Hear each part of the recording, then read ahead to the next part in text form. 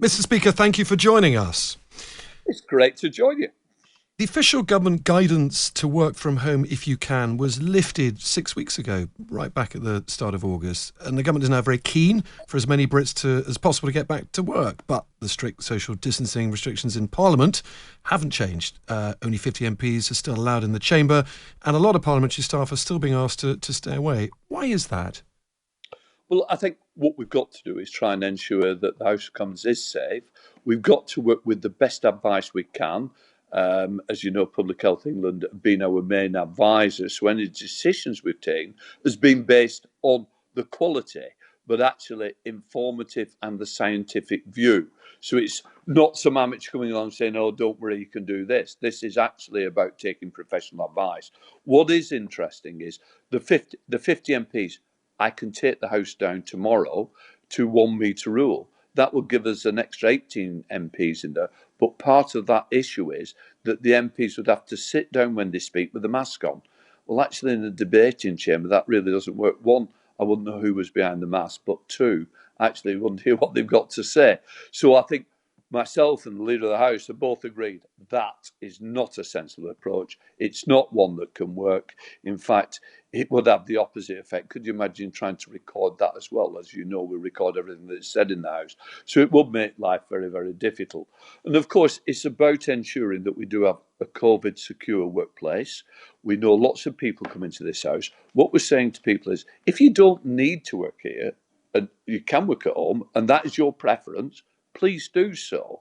What we're also saying is to MPs, look, we don't want to fill it with staff and visitors, but what we are saying is you can have up to 2 MP staff working within the House. But what we've got to be very, very careful of is not going over 5,000 numbers in the House. We are a COVID secure workplace. If we were to lose that status, the game is over. So it's about keeping below that number, but about working in an efficient way, but ensuring, because I have a duty of care not just to the MPs who work here, it is also to MP staff, but I've also got to look after the House of Commons staff as well. So if people don't need to be here, why will we have them here? It's about having the essential people who make this place tick. Understood. That's interesting. You and Jacob Rees-Mogg actually discussed the prospect of going down to 1 metre and wearing masks. You obviously ruled it out, but it was certainly an active proposition, was it? I'll look at everything. I'll be quite honest with you. I recognise, in the end, I have 2 things I've got to measure out. First of all, this is about Parliament. We've got legislation to get through, and I'm not here to block legislation. I'm here to assist the House in the best workings of the House. But I've also a duty of care to the people who come into this building. So I've got to balance those off. And in fairness, there is a demand that we need more MPs in the chamber. And of course, I want the chamber to go back. I want to have that atmosphere, that excitement that we create within the chamber. Of course, I want to get back to that, but I will not compromise health and safety.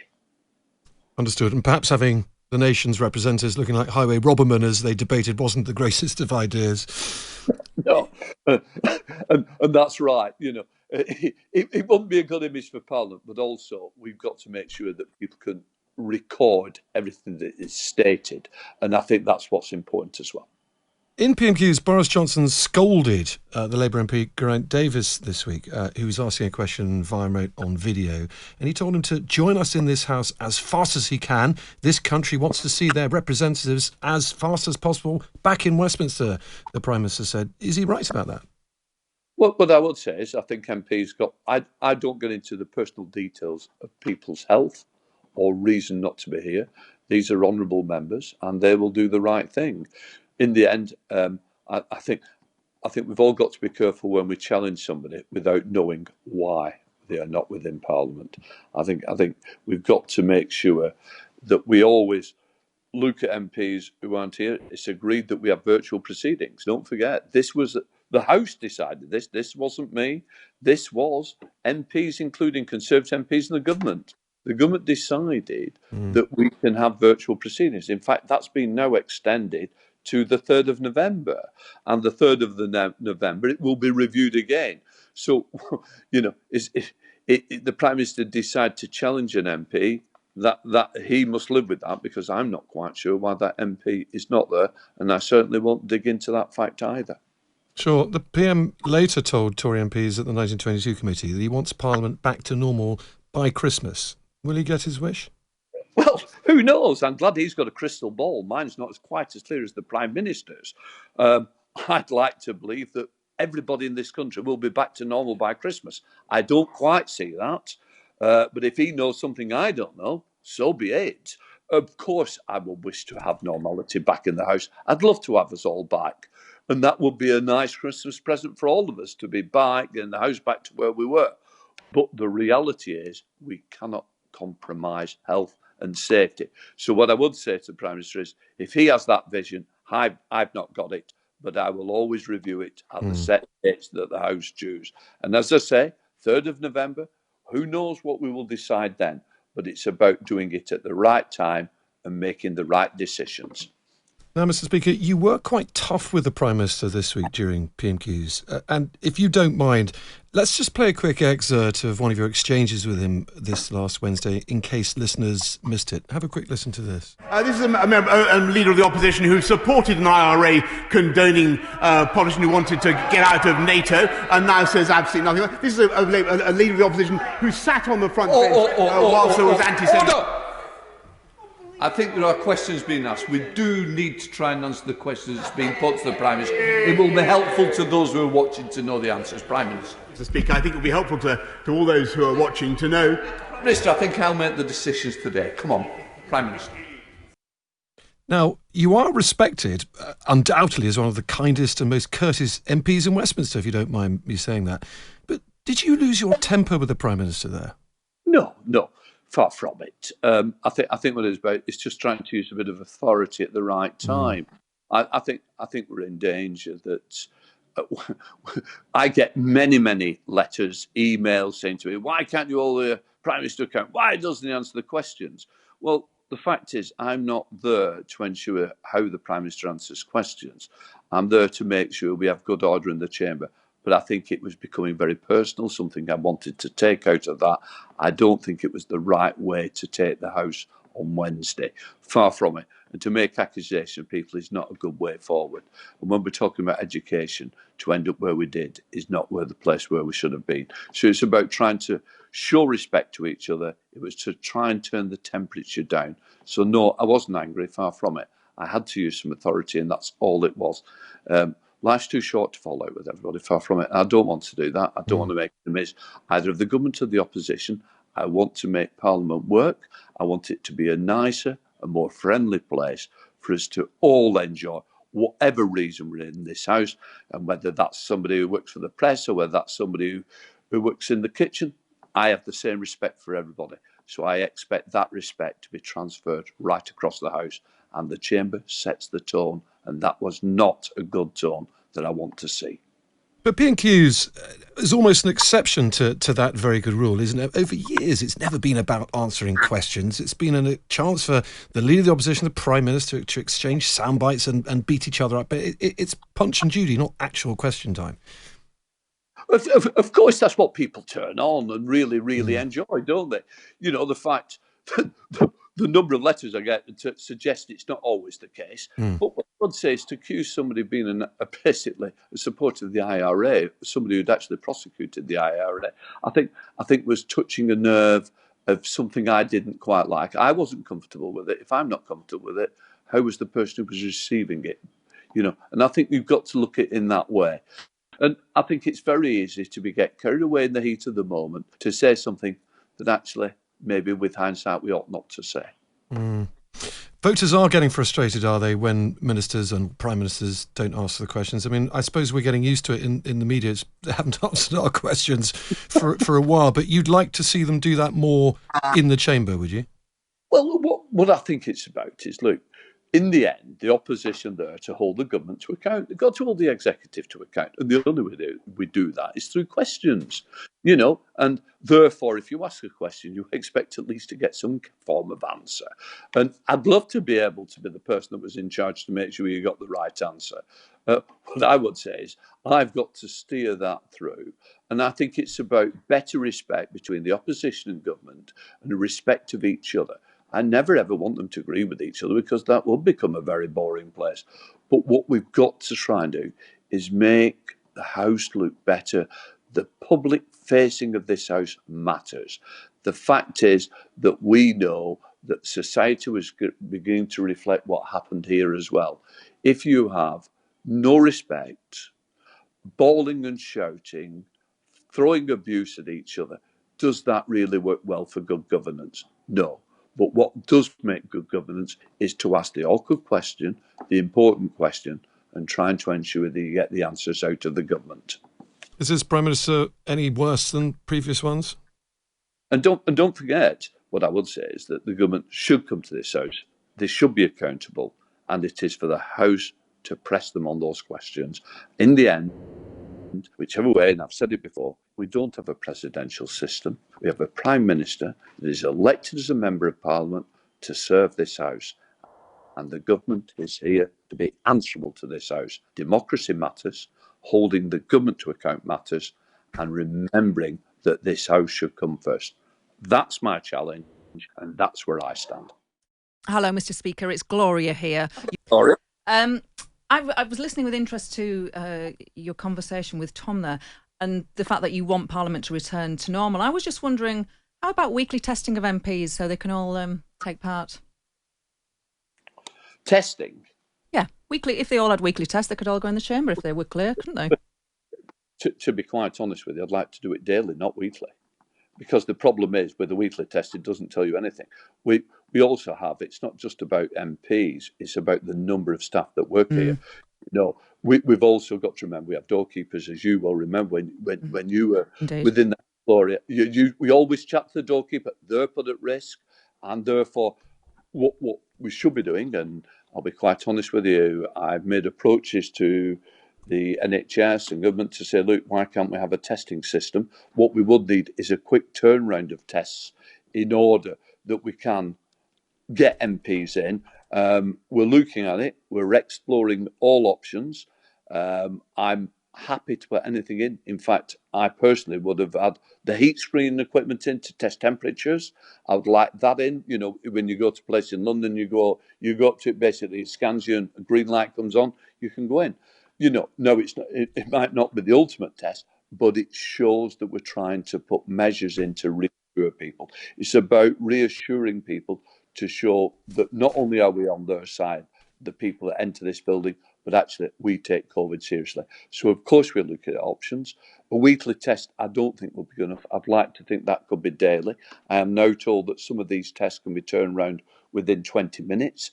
That will be a big advance in the numbers that we would have. And I think that begins to change the game that we're playing in. Of course, what we really need is a vaccine. Yeah, indeed. I'm interested in the fact you said you'd like temperature testing now. Why doesn't it exist already? Because, believe it or not, actually the experts say it makes no difference. I've never followed.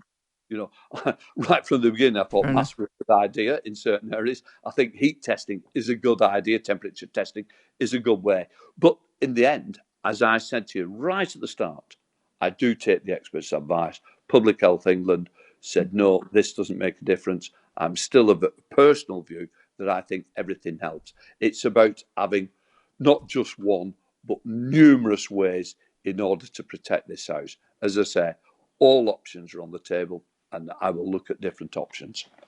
I also was interested in when you said you wanted Parliament to be a nice and more friendly place for everybody to work. And you will be familiar, it was predates your time as Speaker, but the report by the QC Gemma White last year, it was gathered over an 18-month period. It found that parliamentary staffers faced an unacceptable risk of being mistreated, with bullying and harassment sufficiently widespread to require an urgent response from Commons bosses and political parties. Have the political parties done anything about that? Well, as we know, that the House has done a lot, and the first thing I wanted to do was ensure the damn law Laura Cox report was signed off. We've set up the independent complaints grievances scheme. I think that was absolutely key. There is a route there for people to go through. Also, what we wanted to ensure that staff, not only of the House of Commons, but the staff of members have somewhere to go as well. And I've always said, my door is open. Please come and see me. I meet with the unions. I meet with MAPSA, which represents those who within the Conservative staff as well. I meet with the trade unions of the House. I try to ensure I've been around different departments. I meet with different staffs. I'm always available. But as I say, we have the Independence Complaints Grievances Scheme, the ICGS. That is absolutely key to ensuring that people have somewhere to turn. And I certainly believe, and I genuinely take this seriously, but I would like people, and I do talk to staff, they say to me, they feel it's a better place. They feel that they can be listened to. They feel they have somewhere to turn. Nothing is perfect, but perfection is what I aim for. To those that say Parliament isn't a safe working environment for some staff, do you reject that? Do you think there's more work to do on that? If people have a problem and people don't believe that it's safe, they need to come and talk to me. They need to sit down with me. They need to explain where the problems are, and we can deal with those problems. And that's why I've always said to staff, please come and see me. Come and have a chat. I take it seriously. The Clerk of the House takes it seriously. We believe that this Parliament has got better. We believe there's more to do. This is a journey we've started. This isn't the end of the journey. It never should be. And we should always keep reviewing practices to ensure that nothing is left to chance.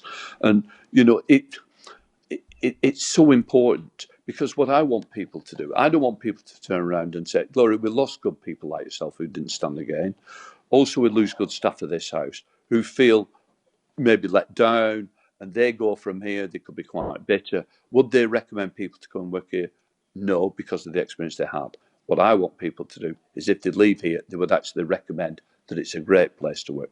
We should be the envy of other workplaces.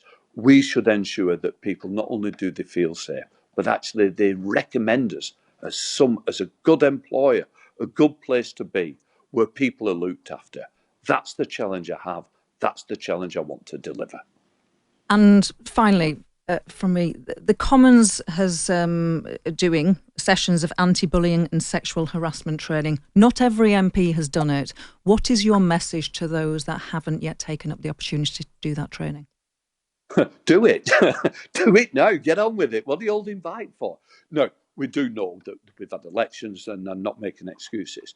My answer is, I want everybody to go through that. We can all learn from it. I think it's so important.